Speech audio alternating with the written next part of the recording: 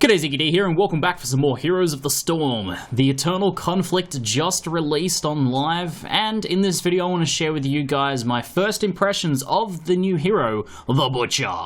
I've played about 5 or so matches with the Butcher so far, and he feels like an excellent cross between Illidan and Thrall. Somewhere in between those two heroes lies the magic that is the Butcher, and I'm having a lot of fun with him already.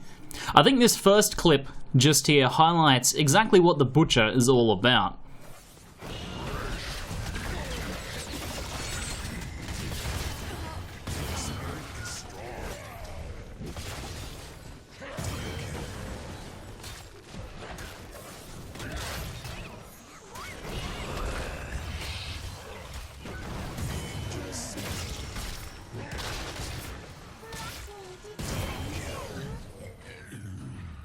So that was a pretty fun moment, and if you guys would humour me, I'd like to take a second look at it, exactly what happened here. After pushing down the core, a few of my allies get themselves caught in a pretty bad situation during the retreat. I decided to charge back in and see if I could help turn it around. With 3 versus 3, with one of their allies coming in, maybe we can pull something off here, and that is indeed what happens.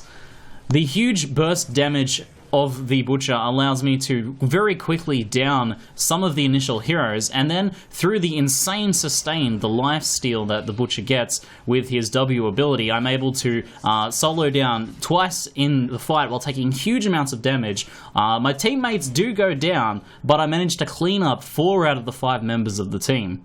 I think that little moment shows a lot of what the Butcher is about. Huge amounts of auto-attack related burst damage, pretty good crowd control, and huge life leech sustain. He's excellent at mopping up after team fights, at picking off opportune moments to take out crucial targets during a team fight, and also at ganking in 1v1 situations against people.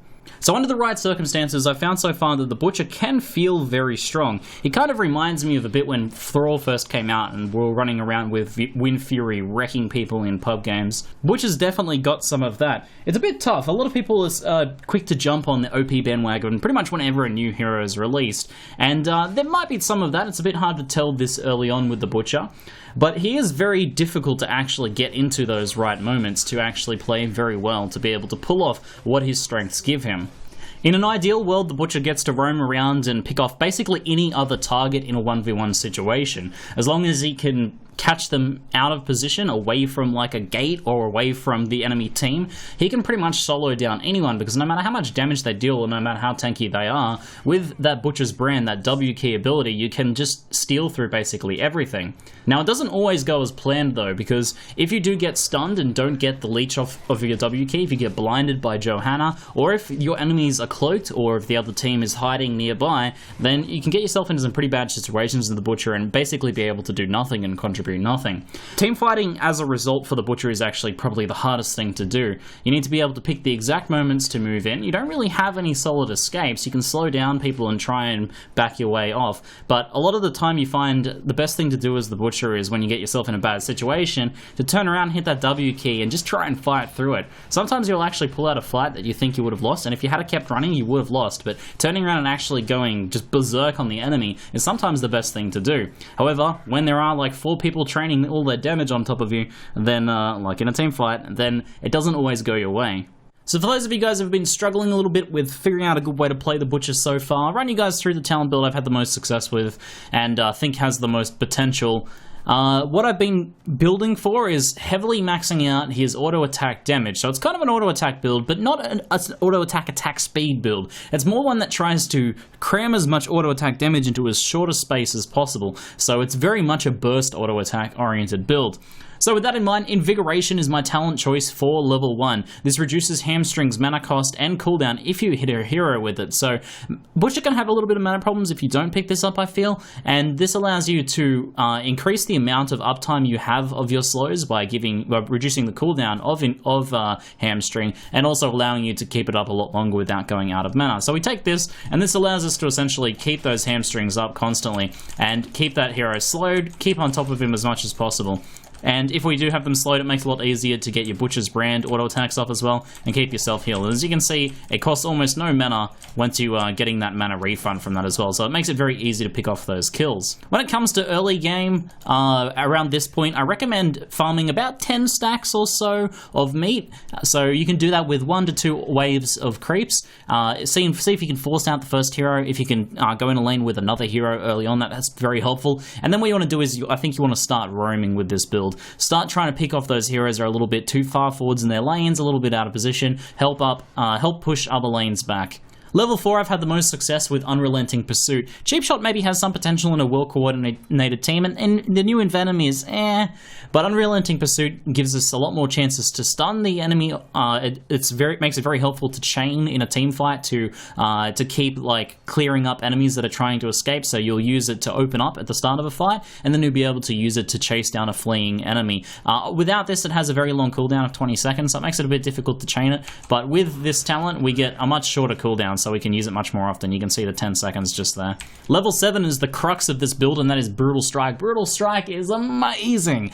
The Butcher gets huge auto attack damage when he has his 25 stacks of meat up, and 50% damage scaling on top of that is insane. Now the key to this is as well, this synergizes so well with the mechanics of Hamstring. What happens with Hamstring is, after you use it, your next basic attack will strike immediately, so it allows you to essentially bypass the cooldown of auto attacks. What you can do is you can auto attack an enemy, hamstring, and then auto attack again. So I'll show you how that looks like with Brutal Strike just here.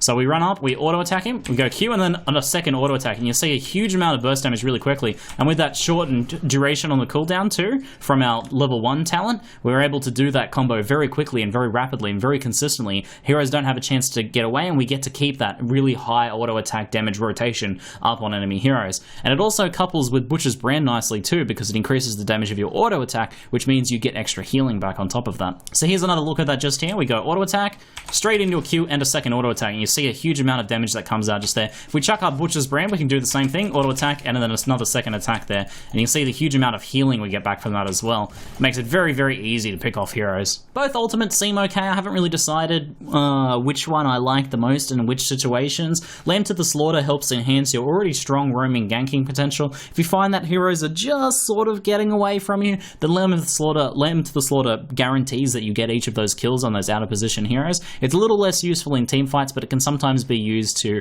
help isolate someone like an Illidan who's too far forwards and is trying to back out. Furnace Blast gives you some more team fight potential, which is the Butcher's weakness, and it can be comboed with Ruthless Onslaught. So if you take this, what you can do is you can Ruthless Onslaught in and activate your R while you're going, and then your ultimate will pop, usually around the time they're stunned. So that helps you quite a bit if you charge into the middle of a pack. It's difficult to pull off, to hit it to more than 2 to 3 enemies with it, but if you do, it is very rewarding. Level 13 Savage Charge was very tempting. This is 15% extra damage based on the enemy hero's current health, not their maximum health, so it's not quite as good as it could be. But the 15%, if you use it to open up a fight on a very high health target, you can actually use this to down tanks very quickly. So if you've got an Arthas leading the fight and being very pesky, then this as an opener means that you can actually burst down a tank very, very quickly.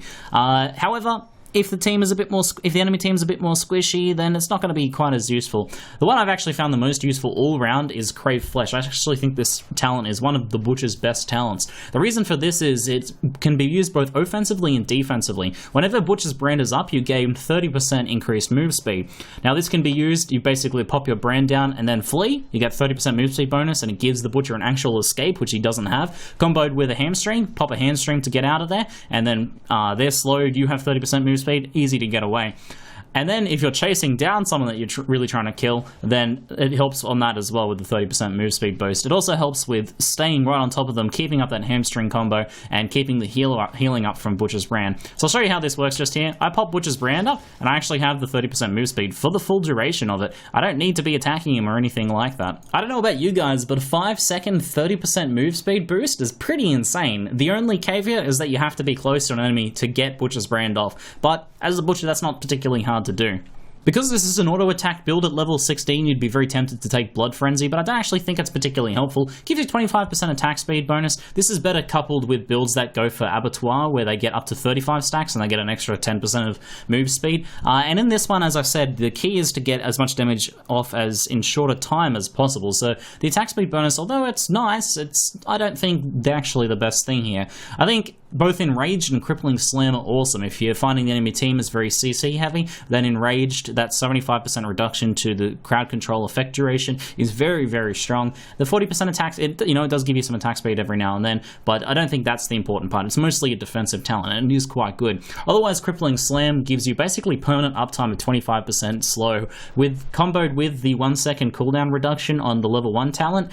Crippling Slam means that, and since there's no fade to the slow, you have a very effective slow up very often, and it just helps in securing those kills, and it also helps you kind of like assist your team a little bit more in team fights. Level 20, both Nexus Blades and Bolt of the Storm are excellent. I think that the heroic talent modifiers are okay. Slaughterhouse is pretty good. I don't really like Fires of Hell that much. It's quite difficult to hit us with a second Furnace Blast. Most teams will be out of there by then. But Nexus Blade gives you 20% more damage on top of your already insane damage scaling and a bit of extra slow. The slow doesn't give too much since you're already slowing everything with the hamstrings, but the 20% bonus damage is insane. Bolt of the Storm, though, I think is probably going to be your choice in most situations. It allows you to escape if for some reason you get stunned and your Butcher's Brand wears off, or you get blinded, or you just get yourself into a bad situation, or you're chasing down a hero that's a little bit too far away to get with any of your other conventional means. So Bolt of the Storm I think is the strongest, but Nexus Blade is very tempting just because of the insane amount of damage you can get with this. I'll show you the damage rotation here. So we can chuck this guy up, and you can see I hit for 724 auto attack damage there. It is absolutely insane. I love it so much. So it's very hard to go past Nexus Blades, though I think in most situations Bolt of the Storm is going to be better. So overall, I've really been enjoying the Butcher so far. I think I'm going to be playing a lot more of him. If you do like Illidan and Thrall, then I think you're going to love the Butcher as well. So he'll be worth picking up if they've been some favourite heroes of yours. Is he overpowered? It's a bit hard to tell this early on. He does feel very strong jumping on him straight away, but I'm wondering how much that's a case of other people just not knowing how to deal with him yet, because he does pose a pretty unique threat as a melee assassin. Now, I think that his limited teamfight potential, it might be the sort of the thing that keeps him relatively balanced, though he certainly, when it comes down to roaming and ganking and cleaning up after a decent team fight, he shines very, very brightly. So we'll see what happens, but I'll be sure to bring you guys some more content. Let me know what you think of the Butcher so far, what builds you've been playing, and whether you think you'll be seeing any nerfs anytime soon. That's it for now. I'm ZiggyD, and thanks for watching.